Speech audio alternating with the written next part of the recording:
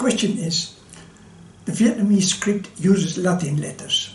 Has it therefore become an alphabetic language, or is it still a logographic-based language on character writing?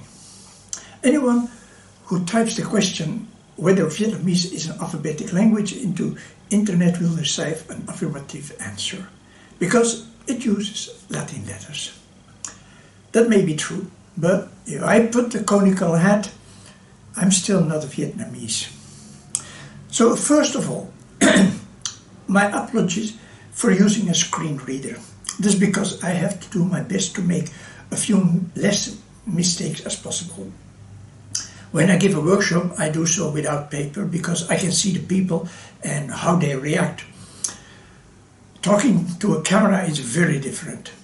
There is also my pronunciation. English was the fourth language I learned during my travels, so I only learned the basics. My mother tongue is no longer spoken. I lived in the Flanders, and 80 years ago, every city has its own dialect, and they didn't understand each other. The government decided that we had to have a completely new national language that no one spoke at the time. So when I went to school to learn to read and write, my mother tongue was no longer taught. They started teaching that new language, that year. So we had no idea what the teacher was telling us in the brand new language that no one else spoke at the time. What happened to me when I was young was exactly the same as what happened in Vietnam 2000 years ago. The Vietnamese were forced to write in a language they did not know and they did not speak. I think most people cannot imagine the complex impact of that, but to me it felt very familiar. And I know what it is like when you can no longer use your mother tongue to express yourself. So script is a carrier of the culture. The culture of the language that the Vietnamese had to write and that I had to write was very different from the culture of our mother tongue. You always feel like a stranger in a new language and its accompanying script, even after 2000 years, and every type of script does this in its own specific way. The current Vietnamese script was made mandatory about 100 years ago, and interesting is that people nevertheless have continued to use the language that was shaped by the logographic character writing for about 2000 years and still exhibits all its characteristics. Under the influence of the use of Latin alphabet, the current script and speaking will increasingly resemble an alphabetic script. But for the time being, it still does not. And that is what I want to show here in this video. The reason it is so important not to call Vietnamese an alphabetic script for the time being is that the idea that one speaks an alphabetic language gives both foreigners and Vietnamese people a wrong impression of the language possibilities and difficulties based on the script used. So, when I started to learn Vietnamese years ago, I learned that nhà means house. But it could also be a journalist or family or whatever. I found it interesting and I wanted to know the history of the word nhà. But, as it's turned out, the modern Vietnamese script has no etymology, no history. It is as the language fell from the sky. And it made me very curious. And my reaction was to decide to immerse myself in the Vietnamese culture first. Learning the language itself will come later. In the meantime, well, I have a cupboard full of books about the Vietnamese past. And I have visited many museums, even in small towns. Eventually, I myself became a successful museum director of the largest Vietnamese terracotta park and museum, located near Hoi An. I was responsible for the startup, hiring the staff, developing the tours and the educational program, setting up the restoration and so on. I had a year for this, but the goal was achieved sooner. And they were extremely satisfied with the result. Meanwhile, requests had come from museums in Hanoi asking if I could help to develop the educational program there. And that seemed very interesting to me. The offer to remain director was more lucrative, and I love the work, but being a director itself, it's just terrible. I'm not built for that. But first, let me introduce myself a little. I'm Roby Bellemans. My Vietnamese name is Chữ Roby. I was given that by my new Vietnamese teacher because eventually I have to learn to speak Vietnamese. I want to try to become somewhat understandable before I turn 80. For the past 60 years, I have been involved in Europe and Asia in promoting art and culture and developing educational projects for schools, libraries and museums, and among others. It must have been almost 15 years ago that UNESCO Vietnam invited me to give a lecture for the Association of Vietnamese Museums at the National Art Museum in Hanoi on the development and integration of educational projects. One thing led to another, and so came the request from the Ho Chi Minh City Fine Art Museum to realize the International Meeting Point exhibition for them. So it seemed useful to me to learn Vietnamese. However, when I started doing that, I soon ran into all kinds of difficulties, and it struck me that the language, apart from the use of Latin letters, had very little in common with the alphabetic languages I knew. So I bought all available Vietnamese for beginners booklets. They turned out not to be very helpful. Fortunately, I had already conducted research into textbooks for beginners during my educational science study. So I knew that they are often terrible. As far as the situation in Vietnam was concerned, this was not so strange. Over the past few decades, Vietnam had a lot of major expenses to cover, such as rebuilding hospitals, schools and roads, investing in a good teaching methodology, so the foreigners who could learn Vietnamese was not really a priority. So they mainly made copies of courses developed in France and America, among others. However, those were based on the idea that Vietnamese, just like their own language, was also alphabetic.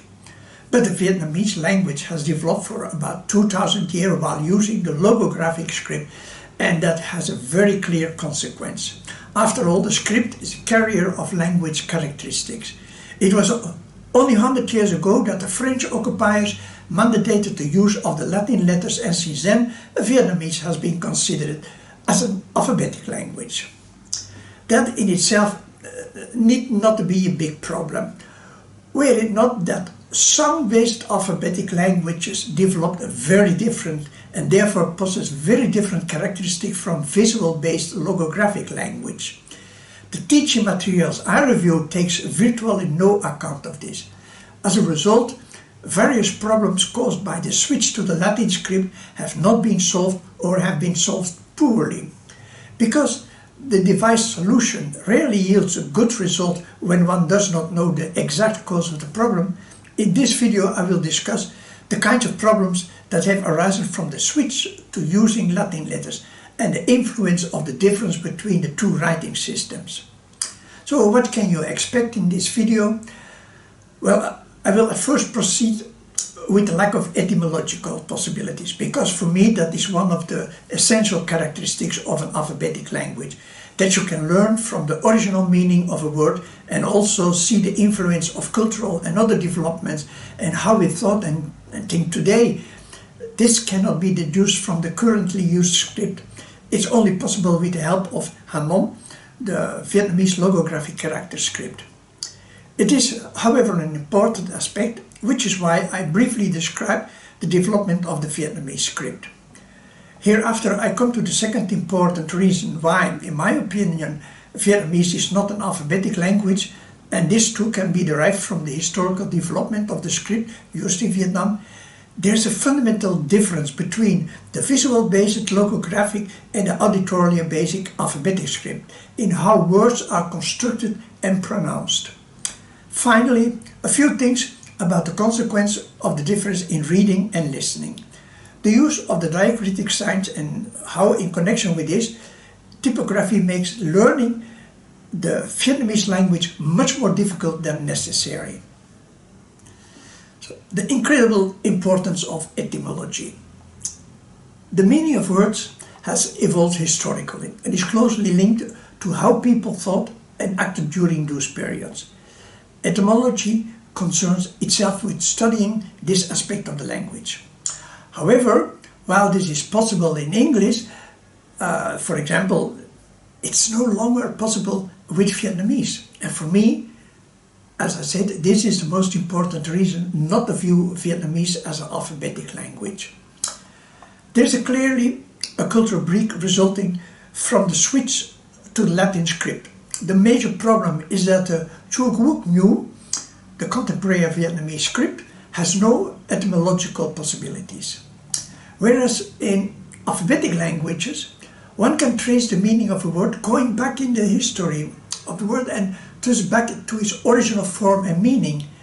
The fact that this is not possible is a huge shortcoming, certainly for a complex language and culture like Vietnamese. Fortunately, one can still trace the development of a word's meaning, but then one must turn to the logographic variant of the word. For that reason alone, knowledge of the Hán Nôm is essential for all linguistics work with the Vietnamese language. I gave the example that I wanted to know why Nha can mean both house and family. For me that's important because I want to store things in context in my memory.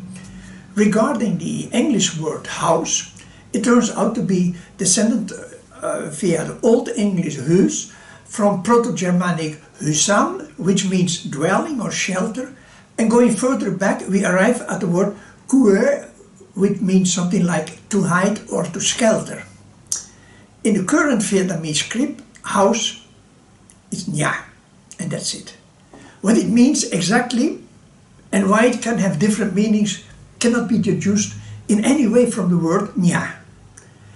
The only way to understand the historical development is, as I said, to go back to the Hán Nôm character and then look at this, how this character developed over the centuries. Only when we do this, the rich and interesting history and culture of Vietnam come to life. Behind almost every word there is one or more fascinating stories. Thus from that development we see that Nha in the distant past also meant a safe hiding place as well, as the pigs were very important back then. That's a very interesting fact, because in the distant past it was customary to put a pig in the coffin along with a wealthy person up on the hill when they died. No woman. Well, that was custom among the Cham kings. And I read about that when I was making my video about the history of Da Nang. The beautiful young Vietnamese princess Nguyen Trang was married off to the old Cham king Yayasimhavarman III. And that turned out to be a bit too much for the old man. He died after a year. And according to tradition, Nguyen Trang was supposed to be buried with him, together with her husband, safely under one roof, just as a drawing. But she had no desire to do that. Vietnamese women are not pushovers. And now I come back to that pig with a roof over its head. Were pigs more important than women back then? Or was it about protecting property? And were women not considered property? I found those to be interesting questions, and the possibility answer can reveal a lot about the cultural tradition in Vietnam, especially considered women. In Vietnam they were considered totally different, like in China. There's a story like that associated with every meaning of the word Nha. And I find it a pity that the rich vocabulary of the Vietnamese language no longer has a history, at least if knowledge of Hán Nôm were to disappear. It makes a world of difference to say during a Vietnamese lesson, yes, Nha can also mean husband, and also, and compare that to telling the story of the Vietnamese princess fleeing through the forest of Da Nang pursued by the enraged Cham who want her to put in the grave with the king. It takes a little more time, but such a story also functions as a culture that is constantly being added, showing how all those different words related to one another. The Chinese character, by the way, consists of two parts, a roof at the top and then underneath that pig. That's typical for characters. They are often compound. The most famous is probably the character for good, the how of the well-known greeting, ni hao, something like that. If we look at the character for how, we see that it also consists of two characters, the character for woman on the left and the character for child on the right. When a woman, a mother and a child are together, it is good. While drawing, you only see the character that stands for woman and the character that stands for child. You don't see the words. For the character for house, you first draw the roof and then what lies beneath it, and only when everything is finished you say, "Nya." Just the act of drawing turns out to be very relaxing. You make beautiful brush strokes, appropriate music. You don't have to think about how the letters you write sound, and all the stress disappear. I saw this in many videos.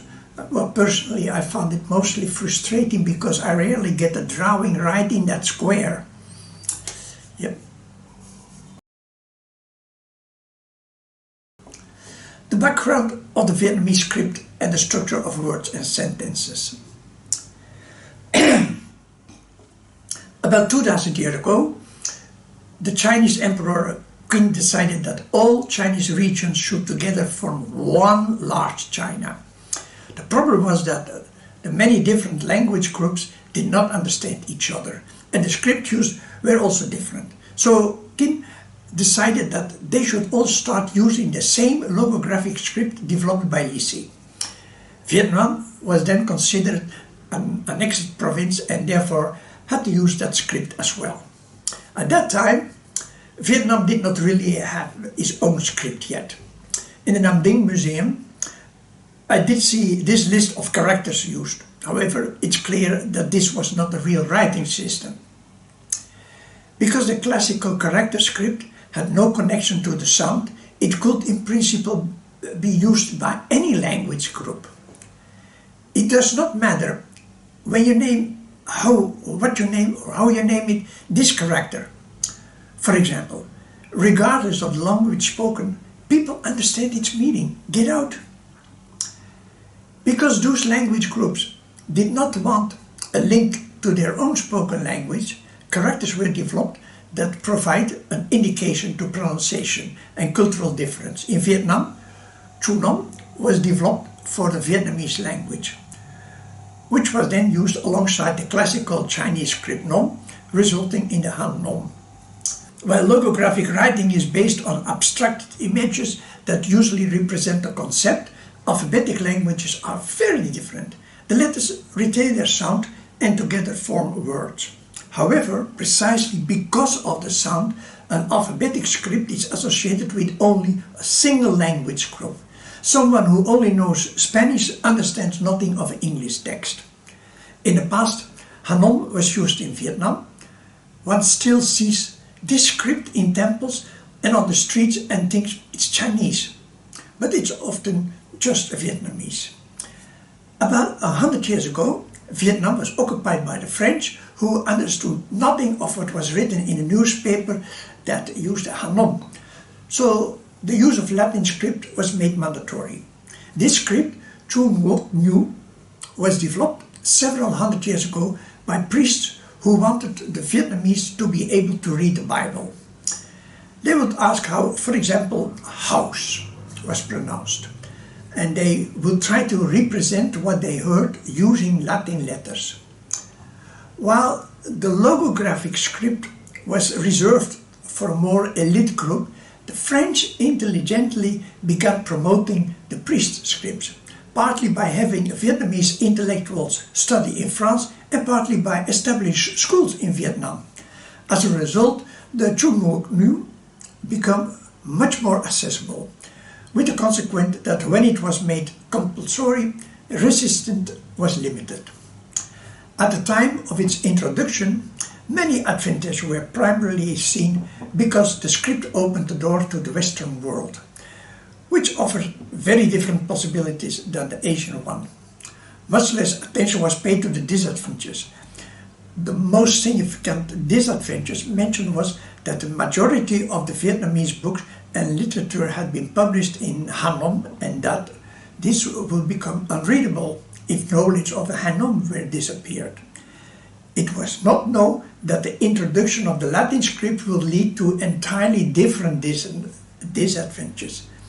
The knowledge of Hán Nôm offers more advantages than being able to read the ancient scripts, and that was and is not really known. The fact that the two scripts have completely different target audience, one for single language group and the other for the multiple language group, is a first difference. The second major difference between alphabetic and logographic language is the way the words are constructed and read.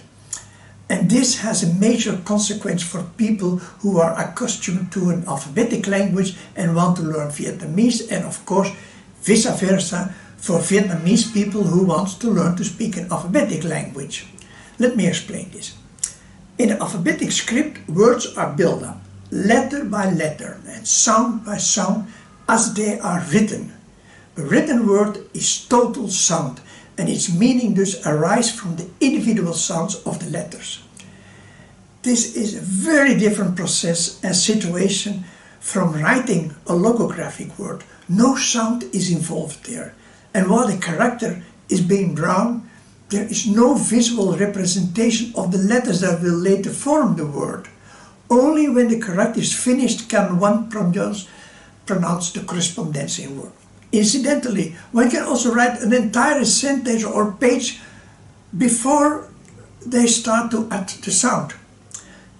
Unlike the alphabetic script, which is incomprehensible without being familiar with the corresponding pronunciation, one must, as it were, hear the text. This is not a situation with the logographic script where one sees the meaning. After having used the logographic script for some 2000 years, the Vietnamese spoken language, writing and reading have become fully adapted to the logographic script. From the scriptures, the language developed into short monosyllabic words with limited numbers of letters that can be immediately grasped in their entirety. The consequence is that they are read differently.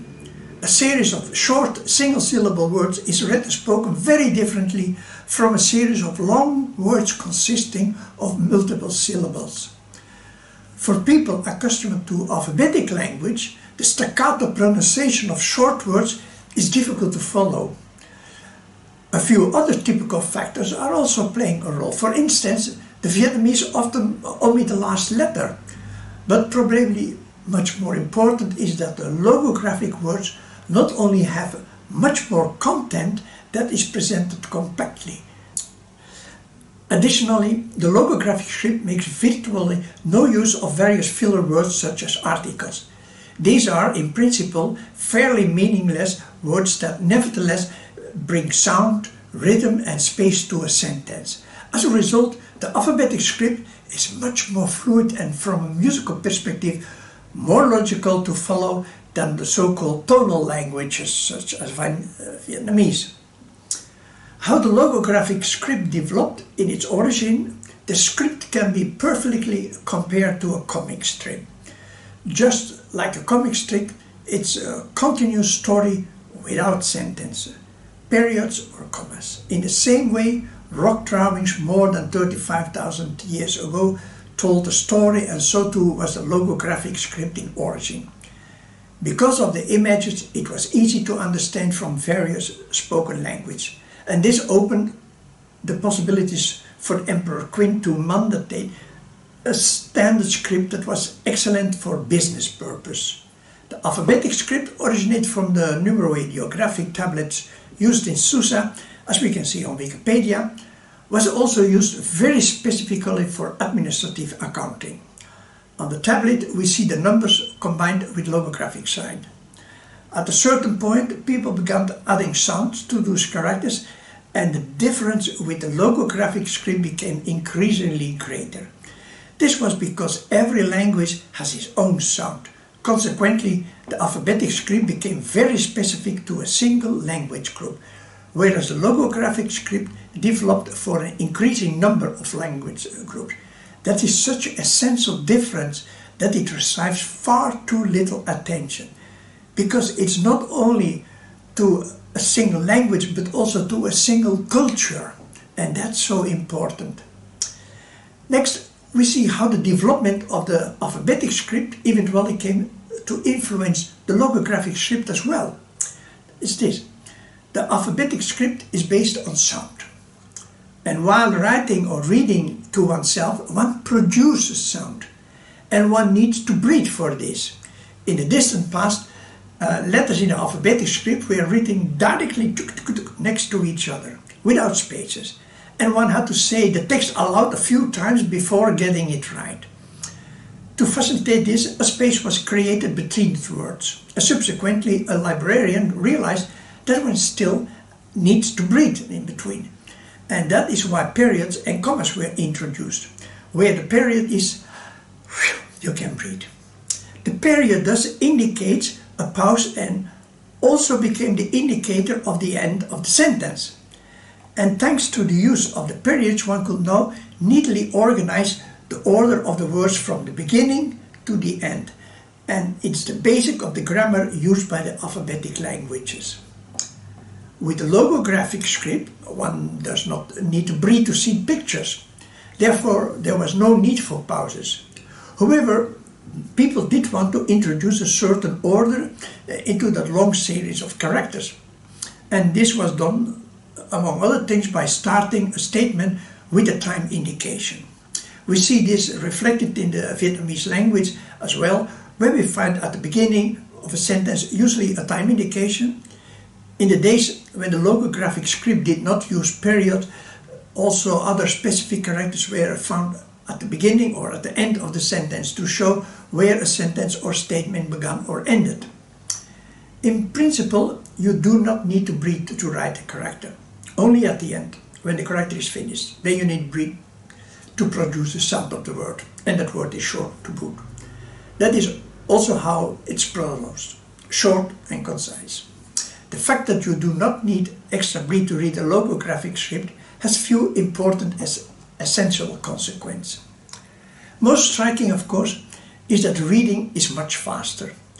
But far more profound is that while writing or reading the alphabetic script, one is fully engaged with the sound of the words and the possibilities of adding all kinds of extra meaning through the sounds. One can use pitch, stress and tone to determine the meaning of the words as well, to add an emotional charge to them. The ample use of those 6 tones in Vietnamese pales comparison, and moreover they only have a vocabulary meaning.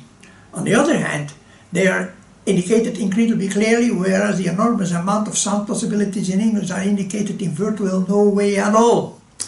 One can pronounce a word more slowly and in all sorts of different ways, in contrast to Vietnamese words, which must be pronounced briefly and with a specific tone, especially when they are writing and reading.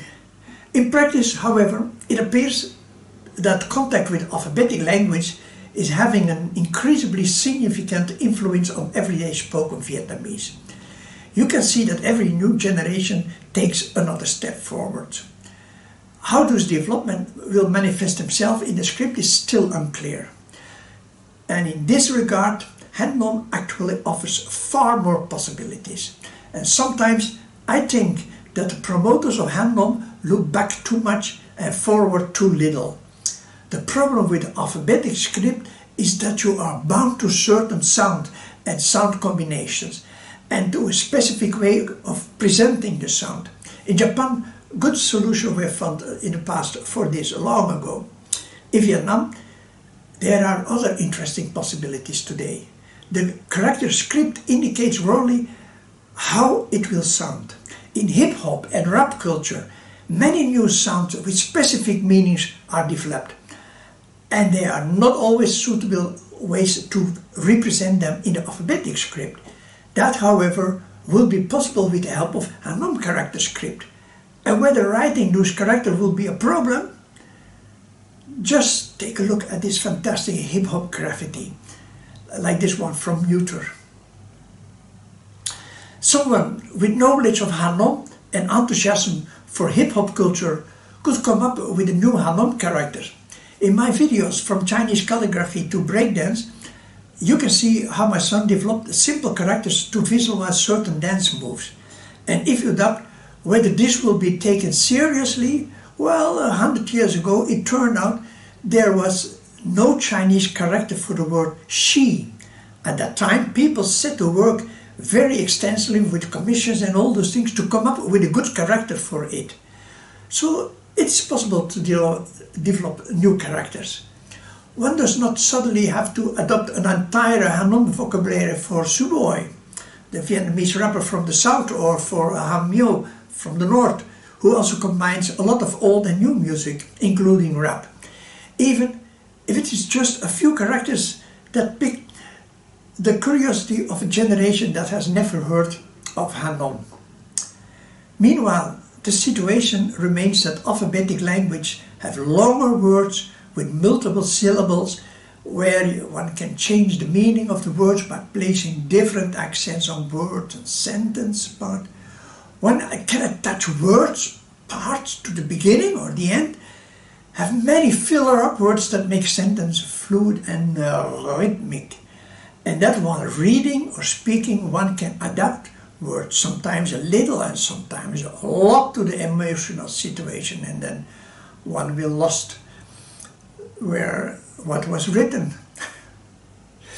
Logographic words, on the other hand, are fixed, are very short, a single syllable, and one cannot simply add something to the words, and the tones determine the melody. It's abundantly clear that Vietnamese does not have the characteristics of an alphabetic, but rather of a logographic language. How diacritical marks show that Vietnamese is a logographic language and not an alphabetic one. Originally, I had already collected a lot of material regarding the difficulties of learning Vietnamese, but that material was not specifically caused by the difference between the writing systems. However, while I was writing about why the intensive use of diacritical marks causes problems that most Vietnamese teachers miss, I suddenly noticed something quite different. And this does have to do with the use of the different writing system. Let me briefly describe the problem. Learning a new language often starts with a book. Now, for many people, a book is a book, but seeing a Vietnamese text is a distant experience. The intensive use of diacritical mark has a very alienated effect. Let's start by looking very simple at the number of vowel variants and how vowel variants pronounced. For languages that use the Latin script, this varies between 5 and 20. Vietnamese, however, as you can see here, there are 72 possible combinations of lowercase letters alone, and that is a lot, even though several of them never occur, but you don't know that when you are just starting with the language. You also have to know which sound goes with which image, because of a vowel often has both a sound and a tone indication. This makes it very difficult, especially in the early stage when one is learning the language. That is quite difficult in itself, but what makes it even harder is that the fonts, the letter types used often only make this problem bigger. This is an example where two different fonts are used on the same page, and that does not make reading any easier.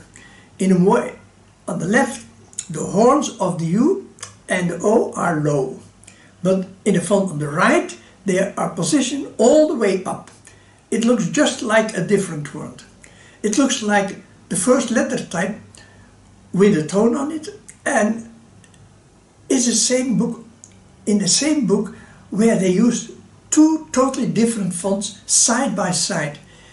For someone who has been used to this from a young age, this is not a problem. But for someone who is used to 10 different vowel possibilities, well. So,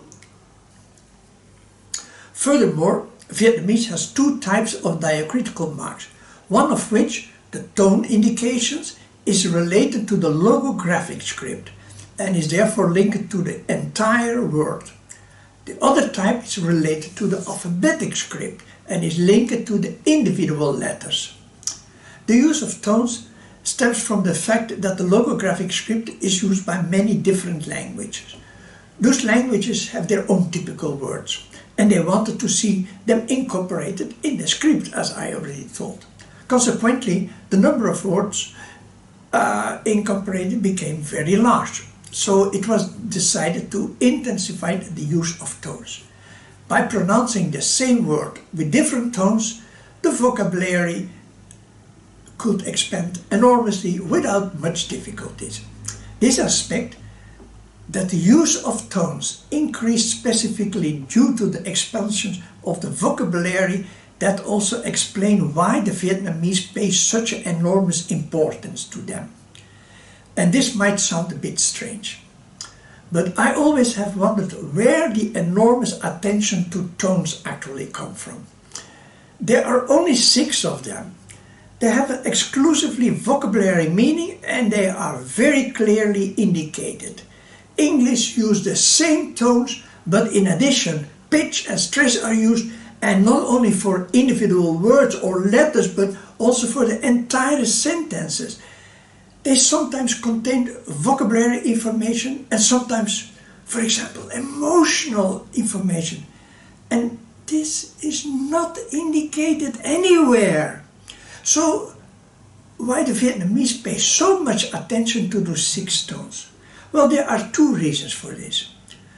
For the first reason, we must take a look on how they learn their language. Their language has an enormous richness of sounds, which the Vietnamese learned in their early years, even before they could write. Since their starting school, they have learned how those sounds are represented in writing, with a great deal of attention paid to the sounds and the pronunciation of the individual letters. However, once you know the sound of those letters, you are basically done with it. You can also use that knowledge for the rest of your life for all the new words. But the tones are connected to the meaning of the entire word. That word is not made up of individual sound-containing letters as in alphabetic script, because the word is pronounced in its entirety at once. While they no longer need to learn the sounds of the individual letters, the Vietnamese do have to expand their vocabulary, and this is accompanied by the intensive use of the tones. That is why tones are so very important to them. They already know the sounds of the letters. Linking the tone to the word, therefore, was a very special significance, namely the meaning of the word. People accustomed to the alphabetic script derive the meaning of a word from how and with which letters it is composed. And there can be a great many of them. But Vietnamese words are very short, so one should not look at a word in the usual alphabetic way. Instead, one must try to see the word as a whole and short. I will come back later to this shortly. Because Vietnamese people no longer look at how the letters should be pronounced, but rather at the tones used, a Vietnamese teacher almost automatically assumes that if your pronunciation is poor, it is because you are mispronouncing the tone. Whereas those tones actually cause no problems at all. They indicate very clearly how you should pronounce them. How to pronounce a U with a horn or without, and how to combine that U with an O with a horn, and what is the difference between an A with a hat and an A with the inverted hat. I always have to think about those things, and then I do indeed pay less attention to the tone. Well, my current teacher understands that by now. She's very good. So far the tones. The intensive use of those other diacritical marks therefore dates back to the time that the Latin script was introduced, and it's directly connected to it. Subsequently, it turned out that the many typefaces for print were unsuitable or less suitable for that quantity of diacritical mark, but that is not a story for another video. The focus is now on the question of whether Vietnamese is an alphabetic or logographic language, and in my opinion, It is clearly a logographic based language, and my final argument for this is based precisely on the intensive use of the diacritical marks. For just about every alphabetic language, to understand it, you need to know how it sounds when it's spoken. Whereas for Vietnamese, it's pretty much the opposite. When I read a Vietnamese text at my level, I understand it quite well, except when it is spoken. Only when people speak slowly and clearly do I understand it after listening a few times. Usually people then ask why I have such a trouble listening, but I wondered, why can I understand the written language so easily without any sound involved? And the reason for this has directly to do with the fact that Vietnamese is fundamentally still a logographic language and not an alphabetic one. When Chữ Nôm was developed, the vocabulary based on the logographic script was simply represented accurately as possible, using Latin letters. Yes. The result is short, one-syllable words whose sound has nothing to do with the meaning of the word. Furthermore, the language was translated word for word. As a result, the entire grammar and logographic peculiarities of the language have been preserved. Anyone making a translation either stays as close as possible to the original or moves as close as possible in the direction of the new language. At the time, the priests choose to stay as close as possible to the original language because they were not translated to a new language. So this was almost the most practical option, as the translation into Chữ Nôm was also only intended for the Vietnamese, who continued to speak their original language and its associated grammar. Because of the pronunciation of those words is quite unusual for people accustomed to the fluent alphabetic script, the pronunciation was recorded as accurately as possible using every possible diacritic mark, just to be sure. But in fact, Chữ Nôm is original just a logographic script in which the characters have been replaced by Latin letters, and you are supposed to pronounce them as if you were seeing the character itself. In my next video, I will show you how you can give an interesting introductory Hán Nôm workshop even if you do not master the script yourself, as it is the case in my situation. The goal of the workshop is to introduce people to the logographic script and especially to the Hán Nôm through a hands-on experience. And of course, to dispel a few silly misconceptions. For instance, it is constantly claimed that the logographic script is so difficult because one has to know so many characters, thousands. Indeed. For a newspaper page, you need about 3,500 characters. Yeah, by comparison, for the same content, you only need 8,000 words. So, you do need to know twice as many words as characters? Well, in a previous video, I already showed how that misunderstanding arose over the centuries and why IA and some linguists continue to propagate that nonsense. I will start with a brief overview of how we evolved from cave paintings to current writing system. That overview can take 5 minutes or half an hour depending on the age and the interest of the participants. The second part is the introduction to the strokes and how to create characters with that. It can be found in the Hán Nôm script, the Japanese script, the various Chinese script, and so on. Then they got to practice a very well-known character. First with a pencil in a small square, next with a brush in a larger square, and finally they get to paint very large on wooden panels. And doing so, we naturally make the link to the hip-hop graffiti. They immediately see that. The preparation and the why behind what we do, of course, much more extensive. And I have since had the opportunity to give the workshop a few times to mixed groups. It turns out that both the Vietnamese children and the others find it particularly interesting and very fun to do.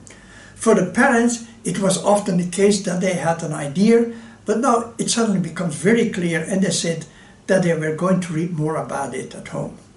So here, as you see already, a few photos from a few workshops.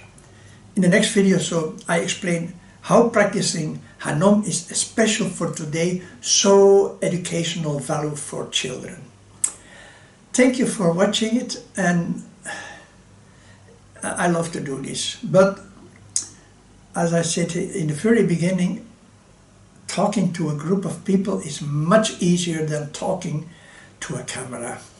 See you next time. And why do you know it? Because it's in your brain? Yeah? Are you sure? Okay. I will give you a test. You take your right hand. You are all right-handed? Yeah.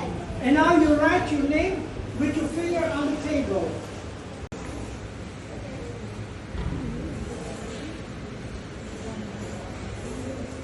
It's going easy, eh?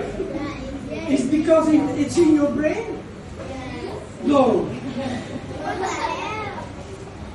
It's not in your brain, because when it was in your brain, now you use your other hand and you write your name again with your other hand. No, that's the same hand, the other hand. Your left hand.